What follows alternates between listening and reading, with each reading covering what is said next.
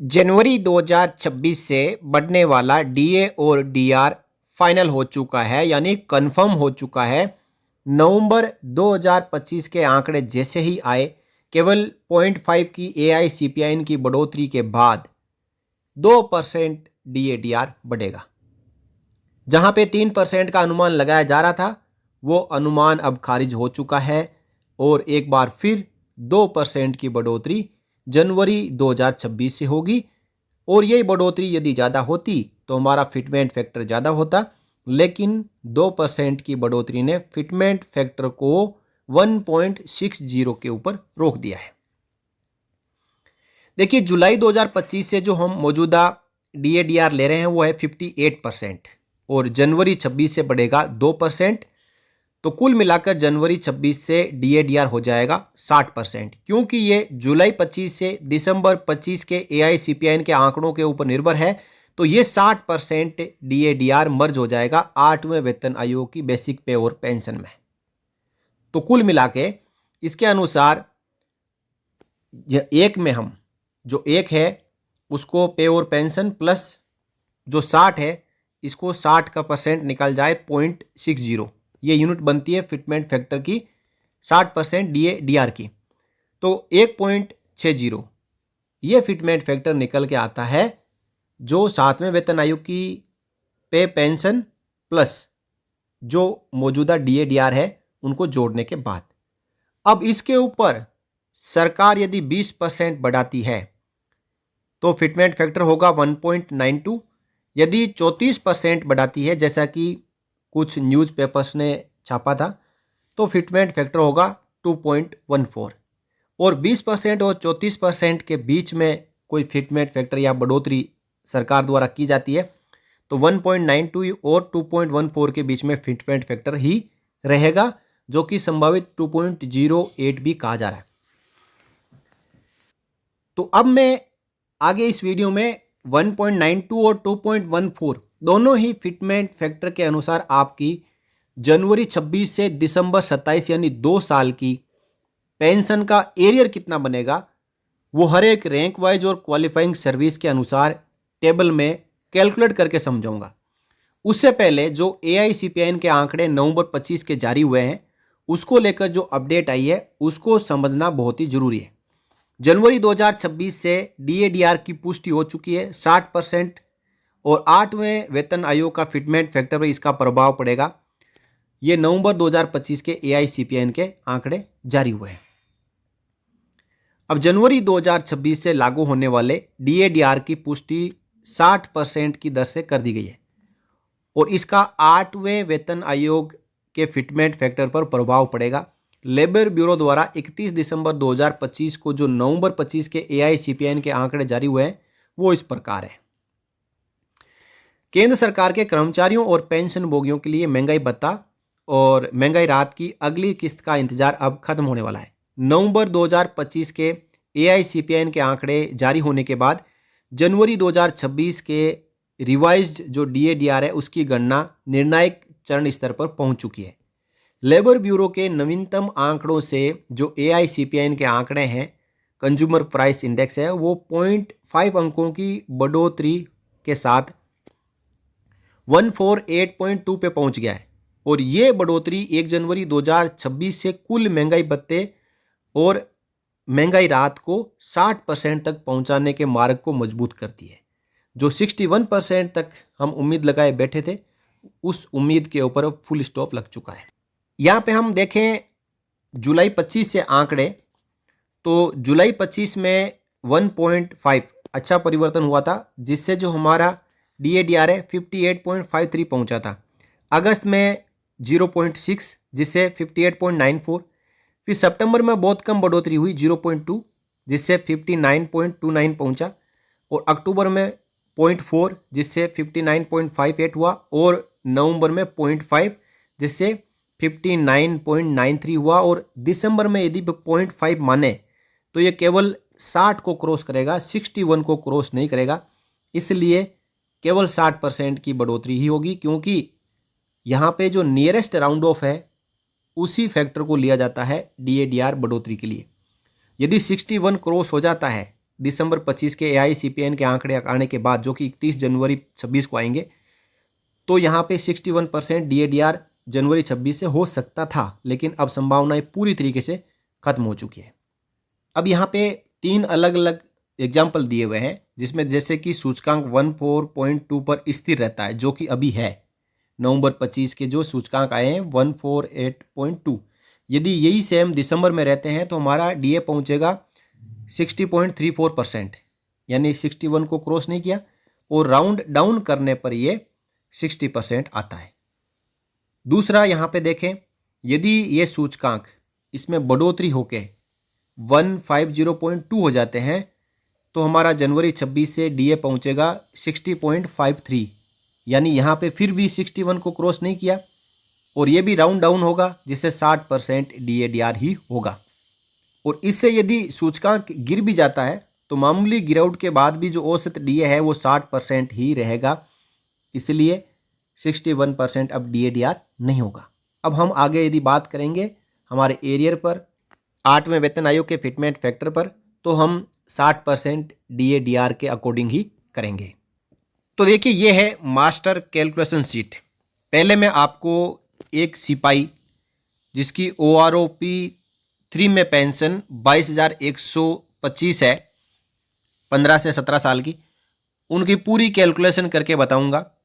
और इस कैलकुलेशन के अनुसार ही दोनों फिटमेंट फैक्टर 1.92 और 2.14, इन दोनों फिटमेंट फैक्टर के अनुसार 8वें वेतन आयोग में जनवरी 26 से दिसंबर 27 तक सिपाही से सूबेदार, मेजर, मानद, लेफ्टिनेंट और कैप्टन, इन सब का एरियर बताऊंगा। तो पहले इस कैलकुलेशन को समझ लेते हैं। देखिए, हमने यहाँ पे पहले 7वें वेतन आयोग की OROP 3 की पेंशन ली है। मौजूदा जनवरी से जून 26 का 60% DNS रिलीफ लिया है, और अनुमानित हमने 3% की बढ़ोतरी हर 6 महीने में यहाँ पे ली है। जैसे जुलाई से दिसंबर 26 63%, जनवरी से जून 27 66%, और जुलाई से दिसंबर 27 69%। और बेसिक हमारी स्टैटिक रहेगी, क्योंकि जनवरी 28 से पहले हमें 8वें वेतन आयोग का एरियर नहीं मिल पाएगा। उसके ऊपर हमने 60%, 63%, 66% और 69% के अकॉर्डिंग DR कैलकुलेट कर लिया। DR के साथ, यानी बेसिक प्लस DR, यहाँ पे टोटल पेंशन है। अब क्योंकि हमें जनवरी से जून तक का 6 महीने तक वही पेंशन मिलेगा, तो यहाँ पे आप देखेंगे हमने 6 से मल्टीप्लाई कर लिया, तो जनवरी 26 से जून 26 तक हमें 2,12,400 रुपये मिलेंगे। फिर जुलाई 26 से दिसंबर 26 तक 63% DR के साथ 2,16,383 मिलेंगे। जनवरी 27 से जून 27 तक 66% DR के साथ 2,20,365 मिलेंगे। और जुलाई 27 से दिसंबर 27 तक 69% DR के साथ 2,24,348 मिलेंगे। अब आप सोच रहे हैं कि 60% DR मिल रहा है तो आगे 8वां वेतन आयोग आएगा, तो 63 कैसे होगा? दोस्तों, जब तक 8वें वेतन आयोग की सिफारिश से सरकार को सौंप नहीं दी जाती है, सरकार उनको पास नहीं कर देती है, सैंक्शन नहीं कर देती है, तब तक आपका 7वें वेतन आयोग का DR ही चलता रहेगा, उसी पे आपका परसेंटेज लगता रहेगा। और जब 8वां वेतन आयोग मंजूर हो जाएगा तो फिर आपका जनवरी 6 से जून 6 तक 0% DR के साथ कैलकुलेशन होगा। फिर एक्चुअल आपका जो DR बढ़ना होगा वो 3% जुलाई 26 से बढ़ेगा या कम ज़्यादा होगा। तो इस प्रकार देखें तो 2 साल तक का यहाँ पे जो पेंशन आप लेंगे, जो 7वें वेतन आयोग के अनुसार, वो होगा एक सिपाही का 8,73,495 रुपये। तो ये पेंशन आप प्राप्त कर लेंगे। और जनवरी 28 से संभावित 8वां वेतन आयोग लागू हो जाता है 1.92 फिटमेंट फैक्टर के साथ। तब देखिए यहाँ पे कैलकुलेशन, फिर आपका बनेगा एरियर शीट, उसमें लगेगा फॉर्मूला जनवरी 26 से 0% DR का। तो यहाँ पे जो आपकी बेसिक है 42,480 रुपये, और क्योंकि 6 महीने तक DNS रिलीफ 0 रहेगा, तो DNS रिलीफ के साथ की आपकी पेंशन भी वही रहेगी 42,480 रुपये, जिसको हम 6 महीने से मल्टीप्लाई करेंगे तो ये बनेगा 2,54,880 रुपये। फिर बारी आती है जुलाई 26 से दिसंबर 26 की, तो 3% DR की बढ़ोतरी जो आप यहाँ पे देख पा रहे हैं, जो 60 से 63% हुआ था, तो क्योंकि 60% मर्ज हो चुका है 8वें वेतन आयोग के फिटमेंट फैक्टर में, तो बाकी बचा 3% और ये 3% आपका यहाँ पे रिफ्लेक्ट हो रहा है। तो 3% डीआर के साथ जो आपकी पेंशन हो जाएगी वो 43,754 हो जाएगी और 6 महीने में आप 2,62,526 रुपये पेंशन विड्रॉ करेंगे, यानी प्राप्त होगी आपको। अब क्योंकि ये आपको एरियर के तौर पे प्राप्त होगी, इसलिए हम एरियर की ही कैलकुलेशन यहाँ पे कर रहे हैं। जनवरी 27 से जून 27 की बारी आती है, तो यहाँ पे आपने देखा कि 60% मर्ज हो चुका है और जनवरी 27 से 66% है, तो केवल हमने 6% यहाँ पे लिया है। इस 6% के अनुसार हमारी बेसिक डीआर के साथ बनेगी 45,029 रुपये 8वें वेतन आयोग में, जब एरियर कैलकुलेट होगा उस समय। तो कुल मिला के पेंशन बनेगी 2,70,173 रुपये। इसी प्रकार जुलाई 27 से दिसंबर 27 की 9%, यहाँ 69 में से 60 निकल गया, बाकी 9% बचा, तो बेसिक डीआर बनेगा 46,303 रुपये। ये जुलाई 27 से दिसंबर 27 की पेंशन बनेगी। और 6 महीने की आप कैलकुलेट करेंगे तो ये बनेगी 2,77,819 रुपये। और इस टोटल 2 साल को जोड़ेंगे तो 10,65,398 रुपये। यानी यदि जनवरी 2026 से ही 8वां वेतन आयोग लागू हो जाता है तो 2 साल में आपको 10,65,398 रुपये मिल जाते। फिर यहाँ पे 7वें वेतन आयोग का जो 2 साल का एरियर कैलकुलेशन की गणना का कोई मतलब नहीं रह जाता। अब क्योंकि 8वां वेतन आयोग तो अभी तक अपना काम कर रहा है, इसने अपनी सिफारिशें सौंपने में समय लगेगा। 18 महीने का तो सरकार ने दे दिया है, 5-6 महीने का वो खुद मांगेंगे, तो इस बीच सरकार इनको मंजूरी भी देगी, भारत का राजपत्र भी जारी करेगी। तो 2 साल हम मान के चल रहे हैं, इसलिए 2 साल का ही यहाँ पे एरियर कैलकुलेट कर रहे हैं। तो अब देखिए 10,65,398 आपका 2 साल का 8वें वेतन आयोग के अनुसार बनता है। उसमें से आप 8,73,495 रुपये पहले से ही ले लेंगे, क्योंकि पेंशन तो आपकी चलती रहेगी। वेतन आयोग मंजूर हुआ तब तक, 8वें वेतन आयोग तक आपकी पेंशन वही चलती रहेगी, 7वें वेतन आयोग वाली। तो 7वें वेतन आयोग वाली पेंशन, वो 7वें वेतन आयोग वाला डियरनेस रिलीफ, उसके अनुसार आप 8,73,495 रुपये ले लेंगे 2 साल में। अब यदि 8वें वेतन आयोग की पेंशन में से 7वें वेतन आयोग की पेंशन को माइनस करते हैं तो आपका एरियर बनेगा 1,91,903 रुपये एक सिपाही का, 15 साल क्वालिफाइंग सर्विस का, OROP 3 की पेंशन के अकॉर्डिंग। अब ये 1,91,903 रुपये आपको वन टाइम सरकार दे या फिर 4 अलग अलग किस्तों में दे, ये उस समय वक्त बताएगा। इसका डिसीजन गवर्नमेंट करेगी। 1,91,903 रुपये आपका एरियर बनता है 1.92 फिटमेंट फैक्टर के अनुसार। तो 2.14 के अनुसार कितना बनेगा, तो इसके लिए भी कैलकुलेशन यहाँ पे नीचे दी गई है। देखिए 7वें वेतन आयोग का तो वही रहेगा। करते हैं बात 2.14 फिटमेंट फैक्टर के अनुसार। तो 7वें वेतन आयोग में तो आप वही सेम पेंशन प्राप्त करते रहोगे, 8,73,495। यदि फिटमेंट फैक्टर आपकी बेसिक पर 2.14 लग जाता है तो कुल पेंशन बनेगी 2 साल की 8वें वेतन आयोग की जनवरी 26 से दिसंबर 27 तक की 11,87,475। अब 11,87,475 में से 8,73,495 को माइनस करोगे 8वें वेतन आयोग में से 7वें वेतन आयोग की, तो ये आंकड़े निकल के आते हैं 3,13,980। 2.14 फिटमेंट फैक्टर के अनुसार एक सिपाही को, 15 साल क्वालिफाइंग सर्विस वाले को OROP 3 की पेंशन के अनुसार 3,13,980 रुपये एरियर के तौर पे 2 साल के मिलेंगे। अब मैं आशा करता हूं कि आपको यह कैलकुलेशन समझ में आ गई होगी। अब हम चलते हैं, सभी का जानेंगे कि रैंक वाइज और क्वालिफाइंग सर्विस के अनुसार कितना कितना एरियर इन दोनों फिटमेंट फैक्टर के अनुसार बनेगा। तो सबसे पहले बात करें सिपाही, aircraftman, leading aircraftman, seamen first and second की क्वालिफाइंग सर्विस 15 से 16.5 साल का। तो हमने अभी पीछे जो मास्टर कैलकुलेशन था उसमें इसी बेसिक का कैलकुलेशन किया था, जो कि आप देख पा रहे हैं 1.92 फिटमेंट फैक्टर के साथ 1,91,903 आया था। और 2.14 फिटमेंट फैक्टर के साथ 3,13,980 आया था। अब हम बात करेंगे 17 से 18 साल जो क्वालिफाइंग सर्विस है उस सिपाही की।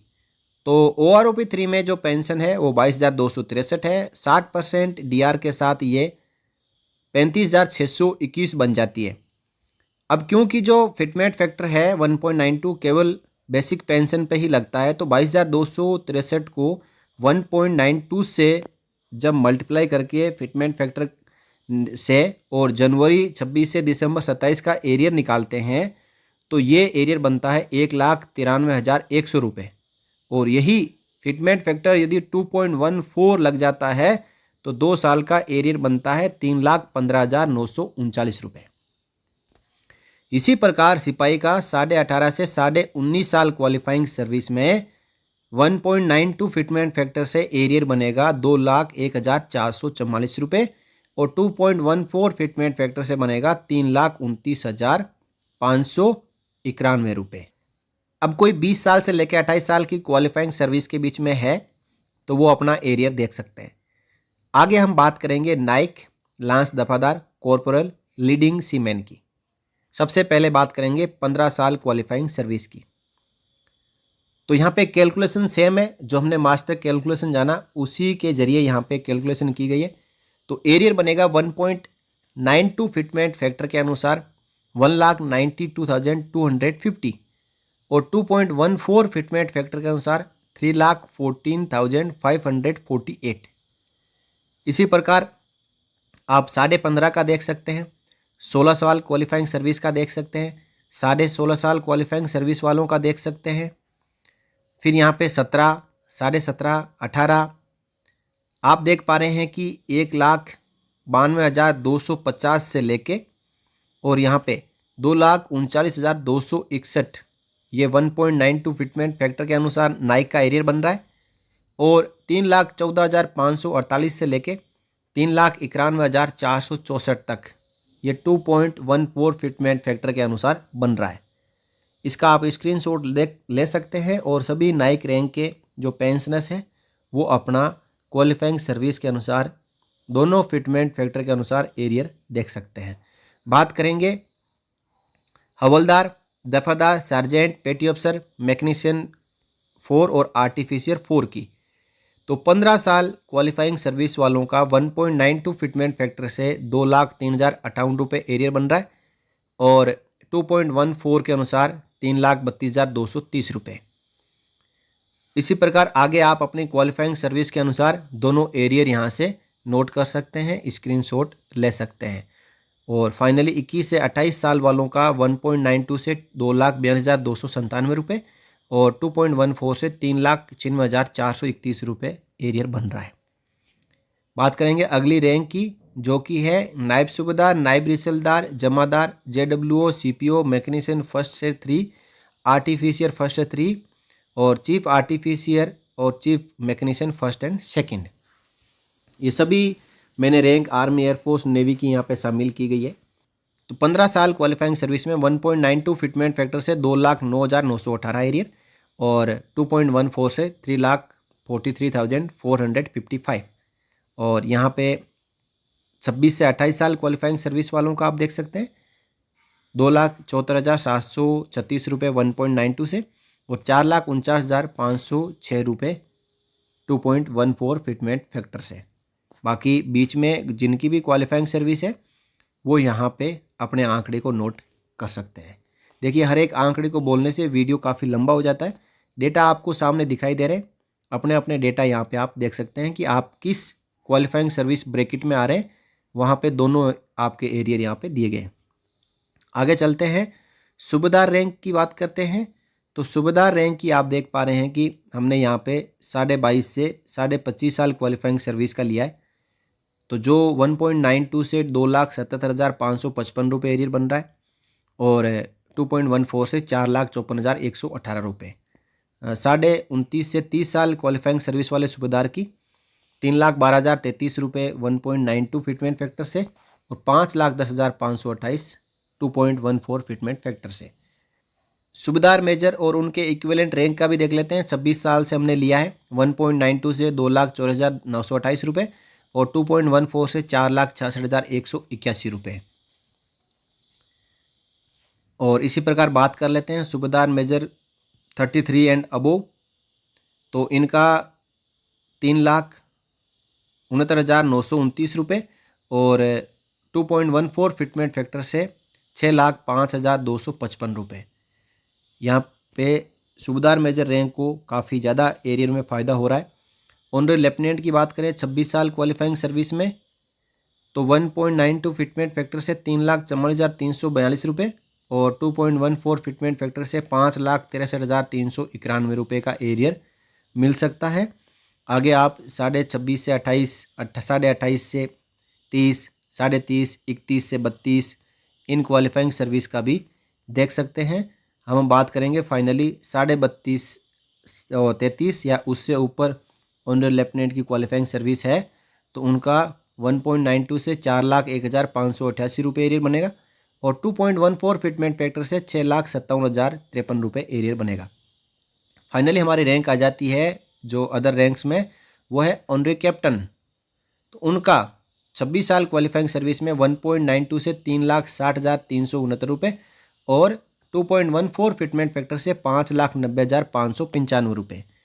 अब 32.5, 33 या उससे ज़्यादा क्वालिफाइंग सर्विस के हमारे ऑनरेरी कैप्टन साहब, ऑनरेरी फ्लाइट लेफ्टिनेंट या ऑनरेरी लेफ्टिनेंट साहब हैं, तो उनका 1.92 फिटमेंट फैक्टर के साथ 4,01,588 रुपये एरियर बनेगा और 2.14 फिटमेंट फैक्टर के साथ 6,57,053 रुपये एरियर बनेगा, यदि ये दोनों फिटमेंट फैक्टर रहते हैं तो।